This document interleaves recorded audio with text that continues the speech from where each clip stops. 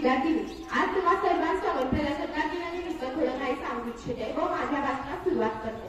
सदैव टेकू आमचा माथा सदैव गाऊ एकच गाथा, सदैव टेकू आमचा माथा सदैव गाऊ एकच गाथा, अजिंक्य राहील आमची भारत माता, आमची भारत माता। भाग म्हणजे तेज आणि रथ म्हणजे रममान झालेला, अशा प्रकारे तेजामध्ये रममान झालेला देश म्हणजे आपला भारत देश। असा सुंदर आणि परिपूर्ण अर्थ आपल्या भारत देशाला मिळाला आहे। भारतीय स्वातंत्र्य कायद्यानुसार 15 ऑगस्ट 1947 रोजी आपल्या भारत देशाला स्वातंत्र्य देण्यात आले, परंतु 14 ऑगस्ट 1947 रोजी मध्यरात्री दिल्ली येथे संसद भवनाच्या सभागृहात संविधान सभेची बैठक भरवण्यात आली। या बैठकीत रात्री 12चे ठोके पडले आणि भारताचे पारतंत्र्य सत्य आपला भारत देश ब्रिटिशांच्या 150 वर्षांच्या गुलामगिरीतून स्वातंत्र्य झाला। अशा वेळी आपल्या भारत देशाचा राज्यकारभार कसा चालवायचा असा प्रश्न समाजातील अनेक समाज सुधारकांना पडला। अशा वेळी